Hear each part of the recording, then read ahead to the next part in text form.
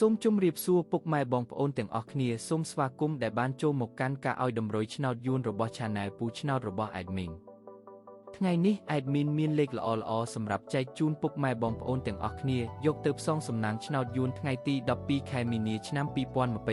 2026 Admin មានលេខតូចនិងលេខធំសម្រាប់ចែកជូនពុកម៉ែបងប្អូនទាំងអស់គ្នាដោយមិនគិតថ្លៃនោះទេមុននឹងចូលទៅកាន់តម្រុយ Admin សូមឲ្យពុកម៉ែបងប្អូនទាំងអស់គ្នាជួយចុចជាវ Subscribe ឲ្យមេដៃនិង Comment ឲ្យ Admin ម្នាក់មួយផងទុកថាឲ្យកម្លាំងចិត្ត Admin ដើម្បី Admin ចេញនៅវីដេអូតម្រុយថ្មីៗសម្រាប់ចែកជូនពុកម៉ែបងប្អូនទាំងអស់គ្នាជាបន្តទៀតឥឡូវនេះពុកម៉ែបងប្អូនទាំងអស់គ្នាយើងចូលមកតម្រុយតែម្ដងចំពោះពីលេខឬលេខតូច Admin ឲ្យលេខ20 02 51 36ចំពោះ3លេខឬលេខធំប៉ុស ABCD Admin ឲ្យលេខ584គុណ343គុណឬឯលេខអូសខ្ទង់ Admin ក៏ឲ្យដូចគ្នា Admin ឲ្យអូសលេខ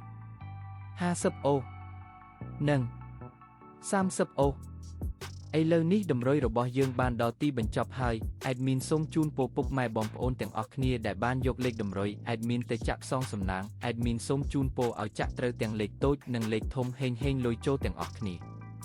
ជួបគ្នាថ្ងៃស្អែកជាមួយ Admin និងតម្រុយថ្មីជាបន្តទៀតសូមជម្រាបលា